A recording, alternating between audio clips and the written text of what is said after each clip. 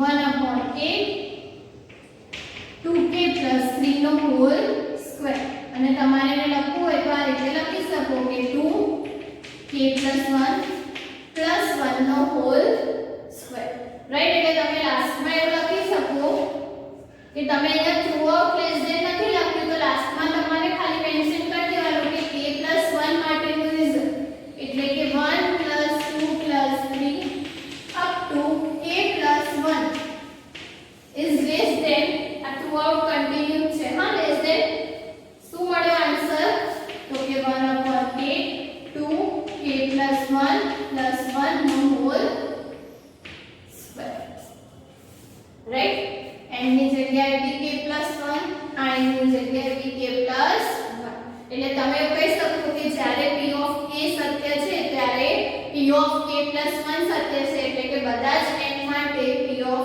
n સત્ય છે right so આ રીતે આપણે આ રિઝલ્ટને સાબિત કરી શકીએ ઓકે સો આઈ હોપ કે લેસ ધેન માં તમને થોડો ખ્યાલ આવ્યો હશે તમારે ખાલી અસમતાને ધ્યાનમાં રાખવાની છે ધેટ મીન્સ કે લેસ ધેન ને ધ્યાનમાં રાખવાનું અને એને લઈને જ તમારે પૂરેપૂરી ગણતરી કરવાની રાઈટ એવું જ તમને ઓકે હવે દરેક જે ક્વેશ્ચન હશે એમાં જરૂરી નથી કે તમને ડાબી બાજુમાં આ જ રીતે ટર્મ આપી હોય રાઈટ કોઈ એવી ટર્મ હશે જ્યાં તમને ડાબી બાજુમાં આવી રીતે અપ ટુ n સુધી ના હોય કે અપ ટુ n + 1 સુધી ના હોય રાઈટ સો એવા કેસમાં આપણે શું કરવાનું તો કે ત્યાં આપણે p of k ને લઈને p of k + 1 સત્ય બતાવવાનું રાઈટ ત્યાં પછી આપણે આગળની ટર્મ ને બધું નહીં શોધી શકીએ એટલે આપણે એ વસ્તુ લખીશું નહીં રાઈટ સો કઈ રીતે કરવાનું જોઈએ એટલે તમને ખ્યાલ આવશે તો તમને સ્વાધ્યાયમાં ક્વેશ્ચન નંબર 24 એ ટાઈપમાં આપેલો છે રાઈટ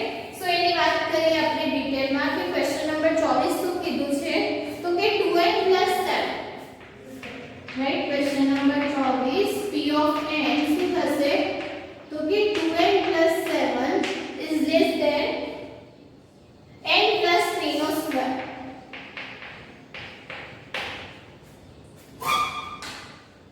રાઈટ હવે અહીંયા આપણે શું કરવાનું તો કે સૌથી પહેલા શું લઈશું n = 1 રાઈટ સો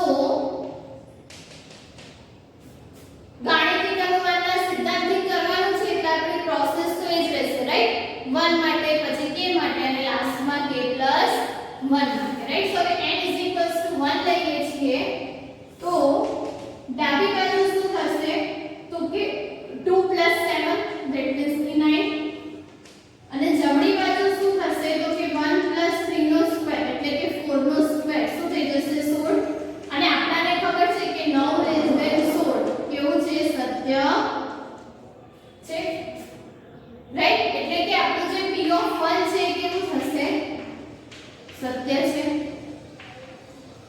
રાઈટ હવે આપણે શું કરવાનું છે તો કે ધારી લેવાનું છે કે આપણું p of k સત્ય છે એટલે શું થઈ જશે ધારો કે p of k રાઈટ શું છે p of k શું થશે તો કે 2k + 7 less than k + 3 નો સ્ક્વેર કેવું છે તો કે સત્ય છે રાઈટ અને હવે આપણે વાત કરીશું k + 1 રાઈટ એની માટે આપણે તમે અત્યારે ઇક્વેશન નંબર 1 કહી દો તો હવે k + 1 માટે તમે જોશો તો ડાબી બાજુ જમણી બાજુ કે સાબિત કરવું આપણા માટે પોસિબલ નથી રાઈટ તો આપણે શું કરીશું કે p of k સત્ય આપ્યું છે એનો ઉપયોગ કરીશું અને p of k + 1 ને સત્ય બતાવી દઈશું રાઈટ એટલે હવે આપણે ક્યાંથી સ્ટાર્ટ કરીશું તો કે 1 પરથી હવે 1 આપણી પાસે શું છે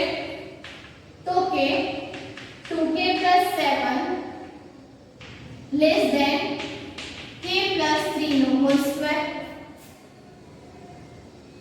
राइट अब अगर आप लोग ध्यान से देखोगे ओके तो હવે આપણે જોઈશું તો તમને શું મળશે તો કે k + 1 માટે તમારો રિઝલ્ટ શું થશે તો અહીંયા n ને k + 1 થી રિપ્લેસ કરીએ તો 2 બ્રેકેટમાં k + 1 + 7 less than k + 1 + 3 નો હોલ સ્ક્વેર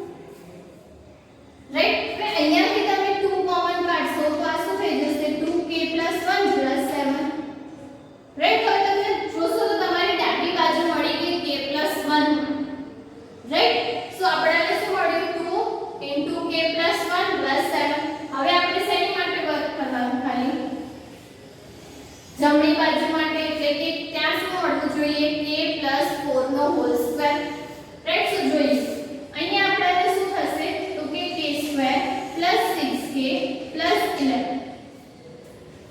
હવે તમને જે મતલબ કે લેસ ધેન આપ્યું છે એનો ફાયદો જોજો કે અહીંયા તમને આપ્યું છે કે આ જે ટર્મ છે આના કરતા નાની રાઈટ પણ આપણી પાસે એક હજુ ટર્મ છે જેના કરતા આ ટર્મ નાની છે રાઈટ તમે આવું લખી શકો k + 4 નો હોલ સ્ક્વેર શું થશે તો કે k² +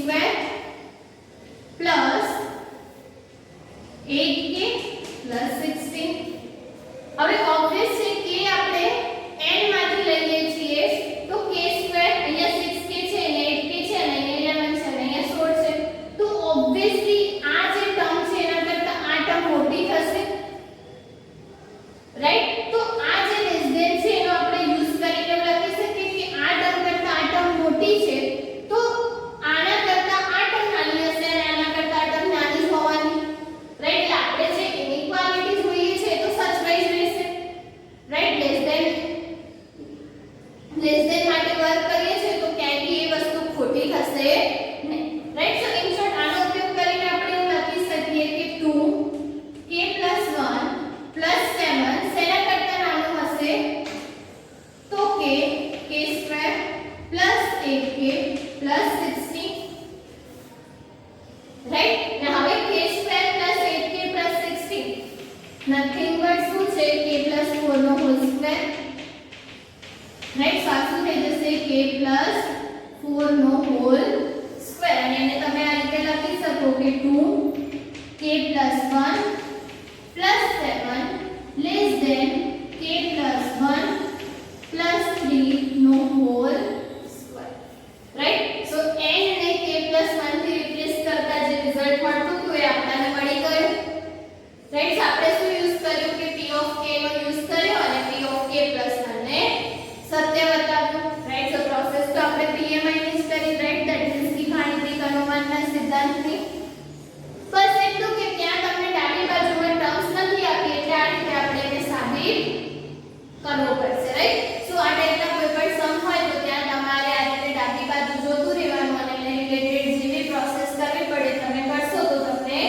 આખું કેલ્ક્યુલેશન થઈ જશે રાઈટ સો આવા કેટલાક તમને ઉદાહરણમાંથી ક્વેશ્ચન્સ આપ્યા છે રાઈટ બીજું પછી તમને આપ્યું છે પાંચમું ઉદાહરણ અને સાતમું રાઈટ આઠમું તો તમારે ઇક્વાલિટીમાં જ કરવાનું છે પણ સાતમું તમને આપેલું છે રાઈટ સો આના પહેલા આપણે જે 18મો ક્વેશ્ચન કર્યો તો એ રીતે તમે ક્વેશ્ચન નંબર 7 કરી શકશો રાઈટ ઉદાહરણ નંબર 7 રાઈટ અને બીજું અને પાંચમામાં તમારે આ રીતે કેલ્ક્યુલેશન કરવી પડશે રાઈટ સો ઈઝીલી થઈ જશે રાઈટ છતાં બી કંઈક પ્રોબ્લેમ હશે તો આપણે એને પછી સોલ્વ કરીશું ઓકે સો અહીંયા આપણે લેસ ધેન ગ્રેટર ધેન વાળા ઓકે ઓલમોસ્ટ બધા લેસ ધેન માં છે તો લેસ ધેન વાળા સમ અહીંયા કમ્પ્લીટ થાય છે રાઈટ નેક્સ્ટ આપણે મલ્ટીપલ ડિવિઝિબલ ધેટ મીન્સ કે ગુણી શકાય છે અને વિભાજ્ય છે એની વાત કરીશું રાઈટ સો એ ટાઈપના બી તમને કેટલાક એક્ઝામ્પલ્સ સ્વાધ્યાયમાં આપેલા છે તો એનો ડિસ્કશન બી આપણે નેક્સ્ટ વિડિયોમાં કરીશું